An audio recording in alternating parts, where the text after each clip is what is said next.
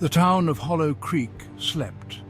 Streetlights cast pools of orange in the thick night, their glow feeble against the encroaching fog. A silence hung heavy in the air, broken only by the distant barking of a dog. On the outskirts, where the road dissolved into darkness, something stirred. A cluster of lights flickered, like fireflies trapped in a shroud. The Carnival of the Lost had arrived. The carnival hadn't been listed in any town calendar. No posters announced its arrival. It simply materialized, a blot of unsettling joy against the melancholy canvas of the night. The carnival was a beacon in the fog, promising escape, but whispering of darker things. It waited, patient and hungry. Ethan jolted awake, heart hammering against his ribs. His breath came in ragged gasps, each one a desperate attempt to calm the storm raging inside him. Sweat slicked his skin, and the remnants of the nightmare clung to him like cobwebs. He could still feel the cold, clammy touch of fear wrapping around his chest, squeezing tighter with every heartbeat. The carnival. He dreamt of it again, that same twisted place, filled with shadows and echoes of laughter that never reached his ears, twisting, leering figures with eyes like burning coals. Their faces contorted into grotesque masks of mockery, as if they knew his deepest fears and revelled in them. A carousel spinning too fast, its painted steeds screaming. The music, once cheerful, now a discordant symphony of terror that echoed in his mind, and a laughter that chilled him to the bone. It was a sound that seemed to come from everywhere and nowhere, a haunting melody that promised no escape. He pushed himself out of bed, the rough fabric of his sheets grounding him in the waking world. Each step felt like a battle against the lingering dread that threatened to pull him back under. The room was still dark, the only light filtering in from the street lamp outside. It cast long, eerie shadows that danced on the walls, reminding him of the nightmare he was trying to escape. He could almost feel the tendrils of the dream reaching for him, trying to drag him back into that feverish landscape. The line between reality and nightmare blurred, leaving him in a state of uneasy limbo. He needed air. He needed to get away from the suffocating presence of the dream. Stepping to the window, he opened it wide, letting the cool night breeze wash over him, hoping it would cleanse his mind of the horrors that still lingered. The fog clung to Ethan as he walked, cold and damp against his skin.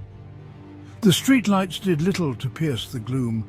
He could hear the faint strains of music now, a discordant waltz that set his teeth on edge.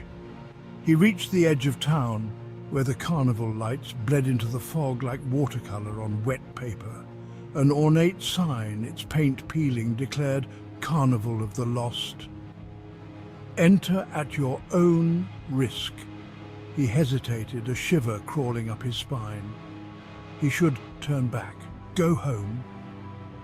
But something drew him forward, an invisible string pulling him toward the heart of the unknown. He stepped into the carnival, the music swelling around him. Ethan moved through the carnival like a man in a trance. He passed beneath garish banners, their colours lurid even in the fog. Stalls stood abandoned, their wares covered in dust and shadow. The music seemed to pulse around him, guiding him towards a large purple tent.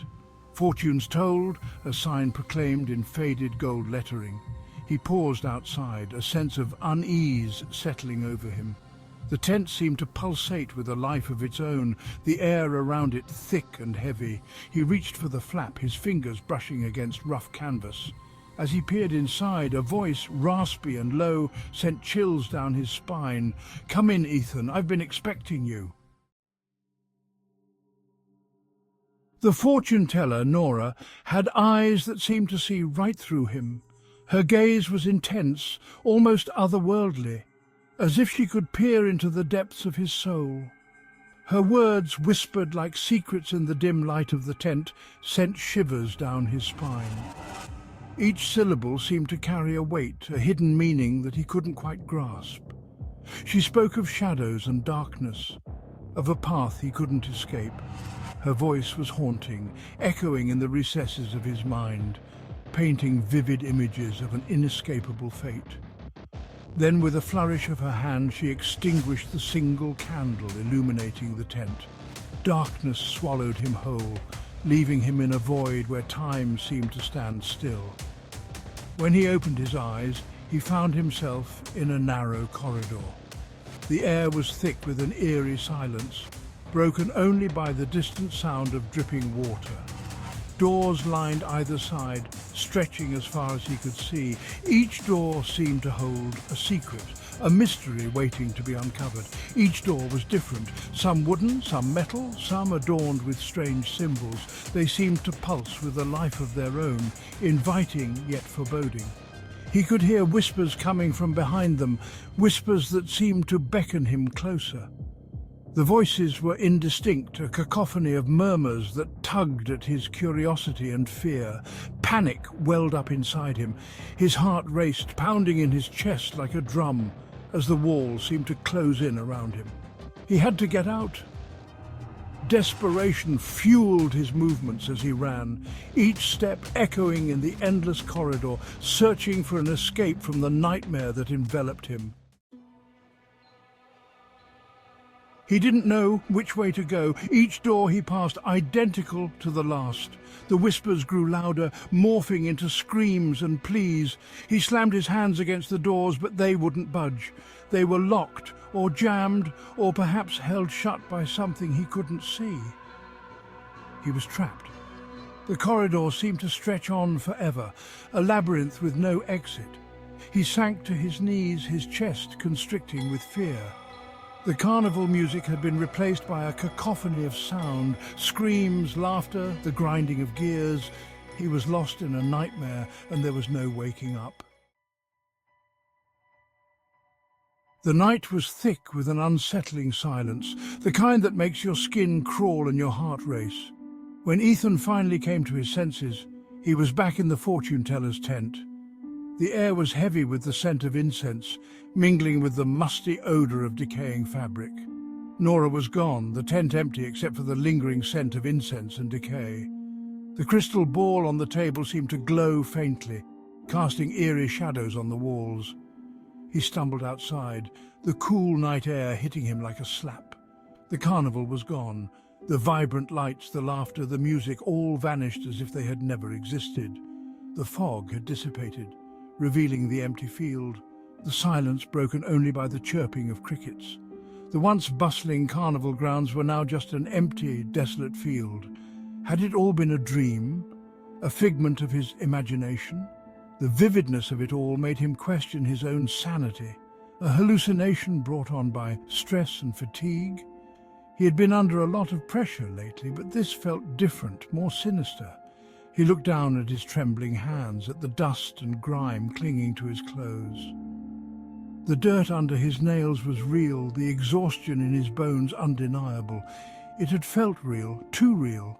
The sights, the sounds, the smells, they were all too vivid to be mere illusions. He turned and walked back towards town, the weight of unseen eyes on his back.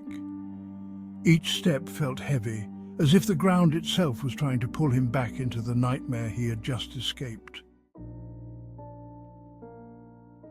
The next day, Ethan tried to shake off the unsettling feeling that clung to him like a shroud. He went about his routine, fixing engines at his garage, exchanging pleasantries with the locals, but the memory of the carnival lingered. He could still hear the faint strains of the discordant waltz in the wind, feel the phantom touch of cold fog against his skin. He tried to talk about it, to confide in his friends at the local diner, but the words caught in his throat. How could he explain the unexplainable? They would think he was crazy, so he kept it to himself, the fear and confusion festering inside him like a wound. Days turned into weeks, but the nightmare didn't fade. He couldn't sleep.